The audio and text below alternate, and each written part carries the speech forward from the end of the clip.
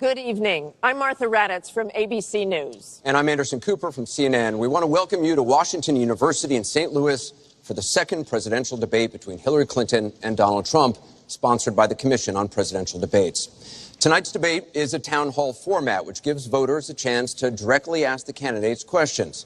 Martha and I will ask follow-up questions, but the night really belongs to the people in this room and to people across the country who have submitted questions online.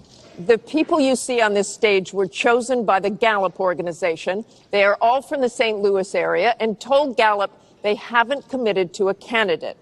Each of them came here with questions they want to ask, and we saw those questions for the first time this morning. Anderson and I and our team from ABC and CNN are the only ones who have get to as many questions as we can, so we've asked the audience here not to slow things down with any applause, except for now. Ladies and gentlemen, the Republican nominee for President, Donald J. Trump, and the Democratic nominee for President, Hillary Clinton.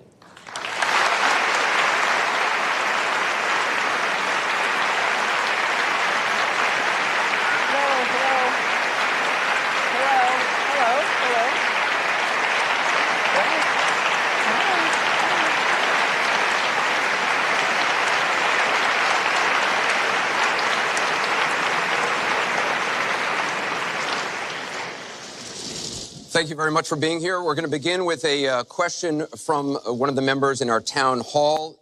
Each of you will have 2 minutes to respond to this question. Secretary Clinton, you won the coin toss, so you'll go first. Our first question comes from Patrice Brock. Patrice? Thank you and good evening. The last presidential debate could have been rated as MA, mature audiences, per TV parental guidelines. Knowing that educators assign viewing the presidential debates as students' homework, do you feel you're modeling appropriate and positive behavior for today's youth? Well, thank you. Are you a teacher? Yes, I think that that's a very good question, because I've heard from lots of teachers and parents about some of their concerns about some of the things that are being said and done in this campaign. And I think it is very important for us to make clear to our children that our country really is great because we're good. And we are going to respect one another, lift each other up. We are going to be looking for ways to celebrate our diversity. And we are going to try to reach out to every boy and girl, as well as every adult, to bring them in to working on behalf of our country. I have a very positive and optimistic view about what we can do together. That's why the slogan of my campaign is Stronger Together. Because I think if we work together, if we overcome the divisiveness that sometimes sets Americans against one another, and instead we make some big goals, and I've set forth some big goals, getting the economy to work for everyone, not just those at the top, making sure that we have the best education system from preschool through college and making it affordable, and so much else. If we set those goals and we go together to try to achieve them, there's nothing, in my opinion, that America can't do. So that's why I hope that we will come together in this campaign. Obviously, I'm hoping to earn your vote. I'm hoping to be elected in November. And I can promise you, I will work with every American. I want to be the president for all Americans, regardless of your political beliefs, where you come from, what you look like, your religion.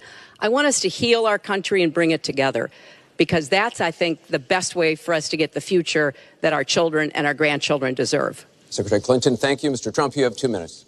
Well, I actually agree with that. I agree with everything she said.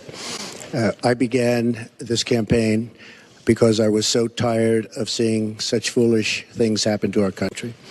This is a great country. This is a great land. I've gotten to know the people of the country over the last year and a half that I've been doing this as a politician.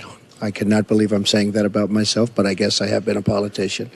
And my whole concept was to make America great again. When I watch the deals being made, when I watch what's happening with some horrible things like Obamacare, where your health insurance and health care is going up by numbers that are astronomical, 68%, 59%, 71%. when I look at the Iran deal and how bad a deal it is for us, it's a one-sided transaction where we're giving back $150 billion to a terrorist state, really the number one terrorist state. We've made them a strong country from really a very weak country just 3 years ago. When I look at all of the things that I see and all of the potential that our country has, we have such tremendous potential, whether it's in business and trade where we're doing so badly. Last year, we had an almost $800 billion trade deficit. In other words, trading with other countries, we had an $800 billion deficit. It's hard to believe. Inconceivable. You say, who's making these deals? We're going to make great trade deals. We're going to have a strong border. We're going to bring back law and order. Just today, a policeman was shot, 2 killed, and this is happening on a weekly basis. We have to bring back respect to law enforcement. At the same time, we have to take care of people on all sides. We need justice. But I want to do things that haven't been done, including fixing and making our inner cities better for the African-American citizens that are so great, and for the Latinos, Hispanics. And I look forward to doing it. It's called Make America Great Again. Thank you, Mr. Trump. The question from Patrice was about, are you both modeling positive and appropriate behaviors for today's youth? We received a lot of questions online, Mr. Trump, about the tape that was released on Friday, as you can imagine. You called what you said locker room banter. You described kissing women without consent, grabbing their genitals. That is sexual assault. You bragged that you have sexually assaulted women. Do you understand that? No, I didn't say that at all. I don't think you understood what was said. This was locker room talk. I'm not proud of it. I apologize to my family. I apologize to the American people. Certainly, I'm not proud of it. But this is locker room talk. You know, when we have a world where you have ISIS chopping off heads, where you have, and frankly, drowning people in steel cages, where you have wars and horrible, horrible sights all over, where you have so many bad things happening. This is like medieval times. We haven't seen anything like this, the carnage all over the world.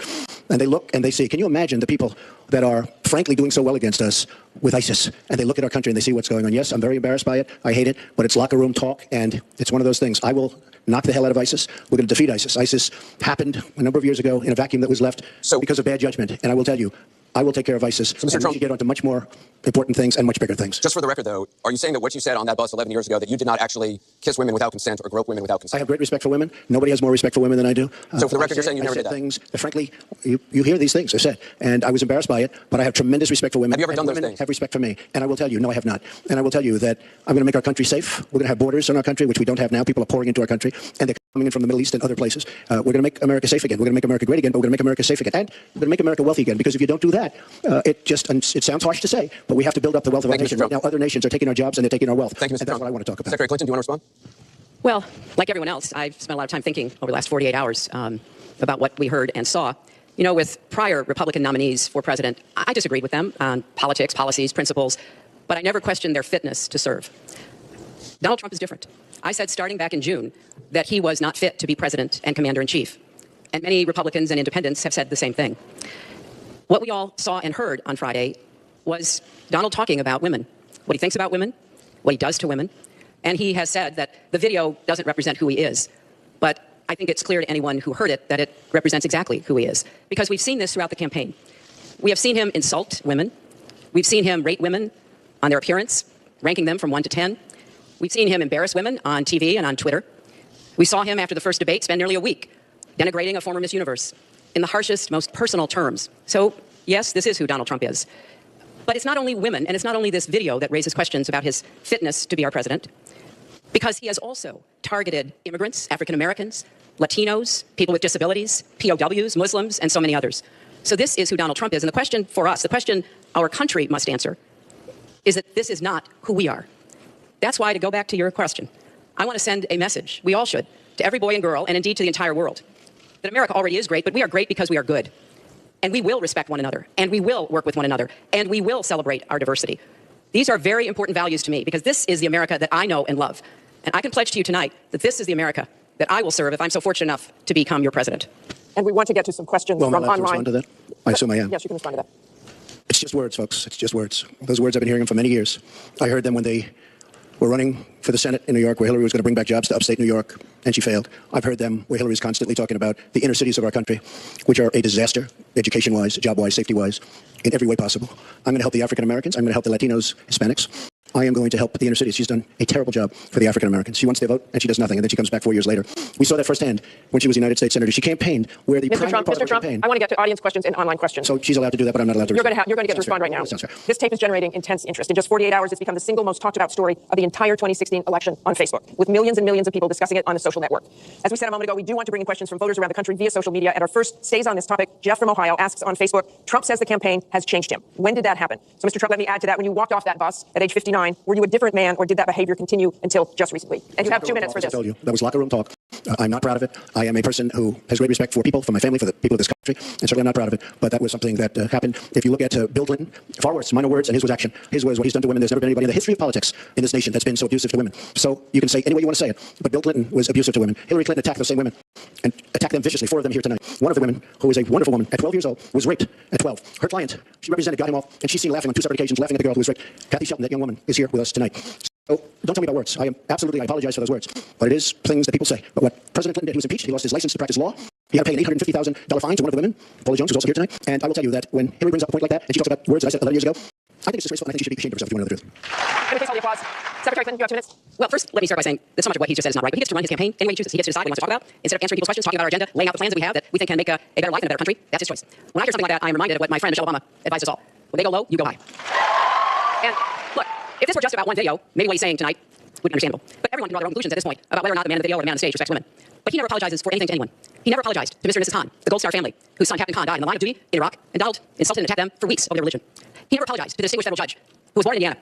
But Donald said he couldn't be trusted to be a judge because his parents were, quote, Mexican.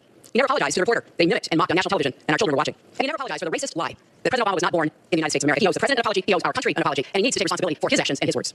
Well, you owe the president an apology because, as you know very well, your campaign, Sidney Blumenthal, he's another real winner that you have, and he's the one that got this started along with your campaign manager and went on television just 2 weeks ago. She was saying exactly that. So you really owe him an apology. You want to set the pictures around your campaign, set the pictures around with President Obama and Secretary. That was long before I was ever involved, so you actually owe an apology. And number 2, Michelle Obama. I've gotten to see the commercials that they did on you, and I've gotten to see some of the most vicious commercials I've ever seen of Michelle Obama talking about you.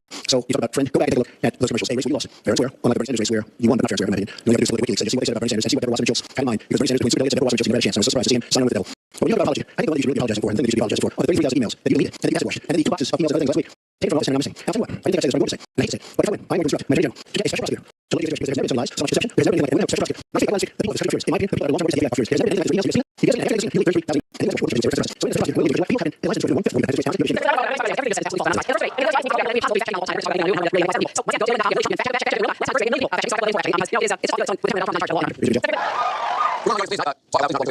surprised to see him sign on with the devil. But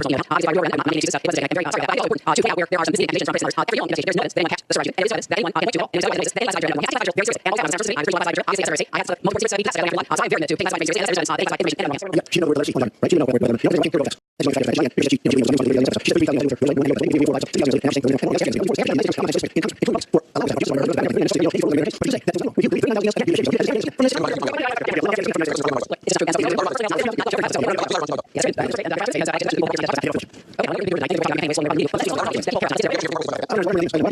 that you should be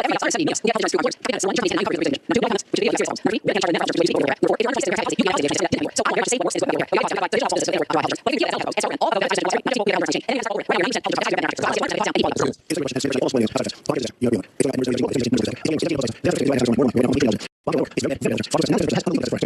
33,000 emails that you deleted and that you acid washed, and the 2 boxes of emails and other things last week. Take it from office and I'm missing. I'll tell you what, I didn't think I said this,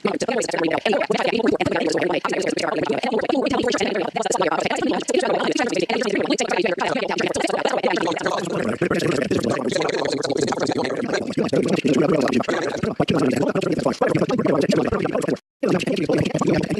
There's never been anything like this emails he doesn't have anything. He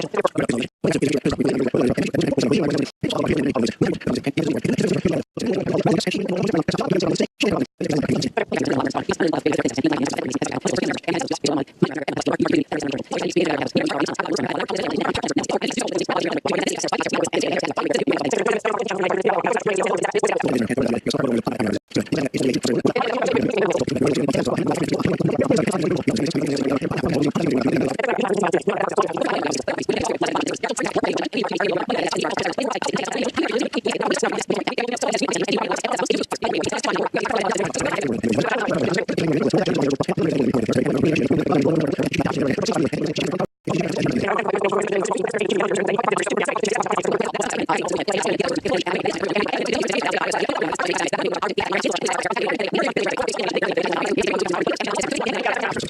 the